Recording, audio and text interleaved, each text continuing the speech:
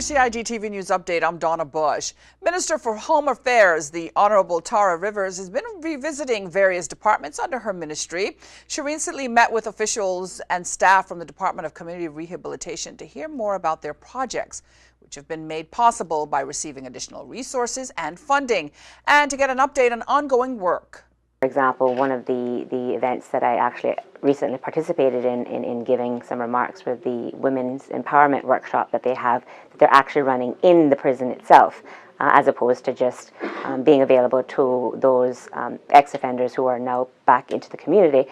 They're actually taking those services into the prisons, and another service as well is the men's kind of anger management and domestic violence workshops as well are also being run at Northward. And hearing some of these advances that the department is having is actually very encouraging. It shows that they're really looking to make good use of the additional resources that the country has allocated to trying to address issues of rehabilitation of offenders and making sure that we look to address the issue of crime in general. It fits well within the strategy that the government has placed a focus on, and that is crime prevention, safety and security.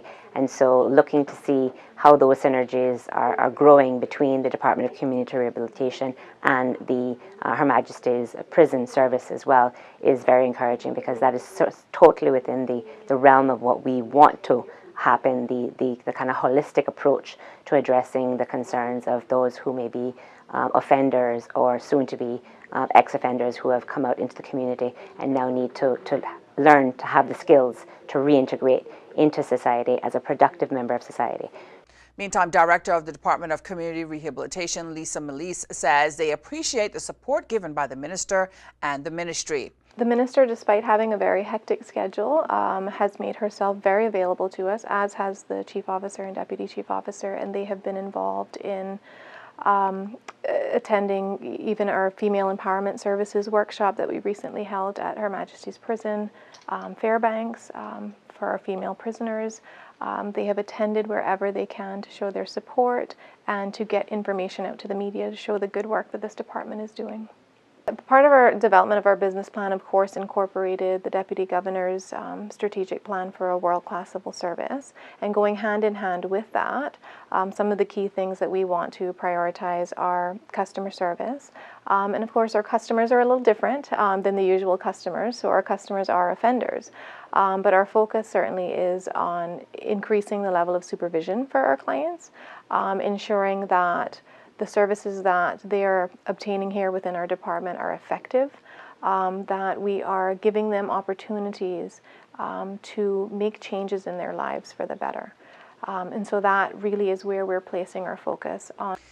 And in news from the Health Services Authority, patients accessing care at the Health Services Authority's facilities can now be reminded about their hospital appointments by way of email. Now, through the Appointment Reminders service, patients will receive an email reminder with detailed information of their appointments, including date, time, the physician's name, specialty, and location. If the appointment is no longer required or convenient and the patient would like to cancel, they will be able to respond to the message indicating this, and their appointment will then be canceled. This will also enable the authority to offer the slot to other patients. Now, Health Services Authority Chief Information Officer Keith Higgins says appointment reminder messages will only be sent to patients who have provided their email addresses at the time of their appointment bookings or through interactions with the patient registry team. Now, the HSA has records of more than 6,000 patients missing appointments each year. And while the reasons vary for missed appointments, they have a knock-on effect for other patients, and the HSA reminder service is just one element, they say, of wider technological innovations. Meantime, the HSA says they're putting this in place to improve the patient experience at all of its facilities. Well, for a look at our weekly schedule of shows here on CIG Television, you can go online to gis.gov.ky and click on publications at the bottom of the page. If you missed today's news update, you can go to the Cayman Islands Government Facebook page as well as the CIG Television YouTube channel. With your CIG TV News Update, I'm Donna Bush. Thanks for joining us. I wish you a wonderful and safe evening. Hoping you'll join me back here again tomorrow. Until then, bye-bye for now.